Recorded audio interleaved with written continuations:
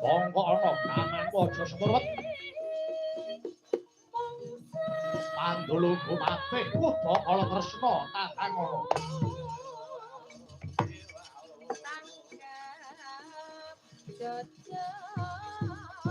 Oe oe.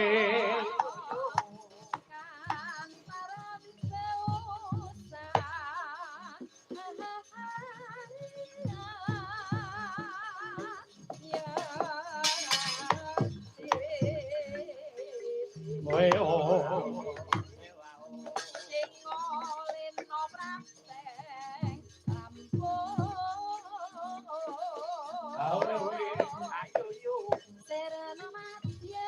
Lakon sirna madyane kalubet bareng.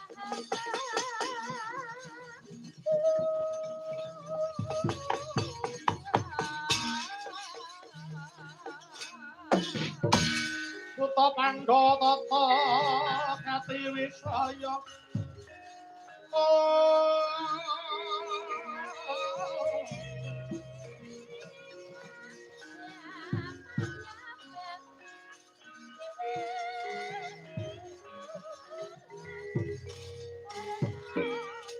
Sapa iki?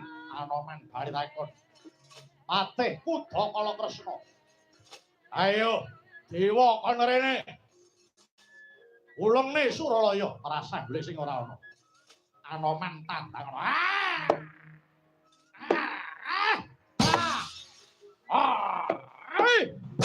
Iya.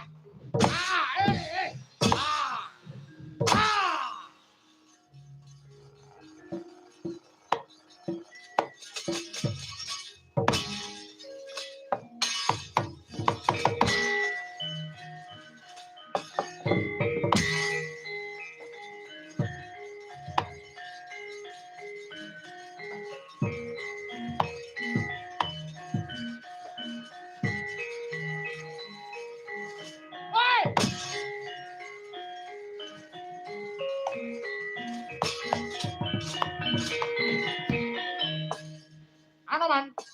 Iki. Kae suarane apa? Menika wadya Balayangsa. Ingkang sami badhe nyerang dhateng Suralaya. Wah, swara mimis. Nggih. Sami bedil-bedilan. Parah. Anoman, wonten dawuh. Kok nganti kowe mundur iki sebabe apa? Inggih sinuwun.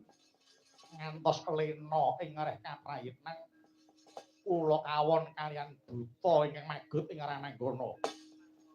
Ana buta maju. Inggih. Sapa jenenge? Patih Kuda Kala Kresna. Patih Kuda Kala Kresna. Inggih. Kula kedawan pengabaran gelap sayuta untal demah wonten ing mriki. Minggira dapure Patih Buta iki kaya ngapa parat?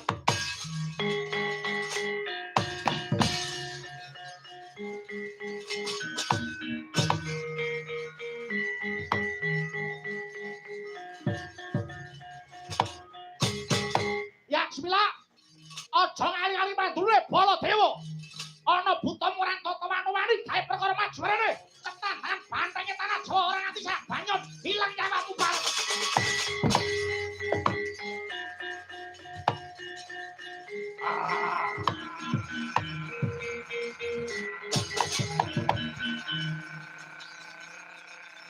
Buta iki. Buta yayan. Hei! Buta yayane metu. Iki sapa ta iki? Kowe iki sapa? Ora ngerti apa-apa kok bengok-bengok. Ngaku. Ayo, ngaku sapa jenengmu? Kowe takon karo aku. Iya. Lek nomripatmu gatekno gobokmu. Nata Mandura Prabu Baladewa, Alayudha Karsana, Kakrasana, Kusuma Walikita, Wasi Jaladara. Hei! Aduh. Sapa mangan gedang ra nggon mleseti wong. Ayo! Ayo, mara ngaku. Kowe sapa? Weh, durung ngerti jenengku. Gung. Gung. Oh, Ratu Ngawi.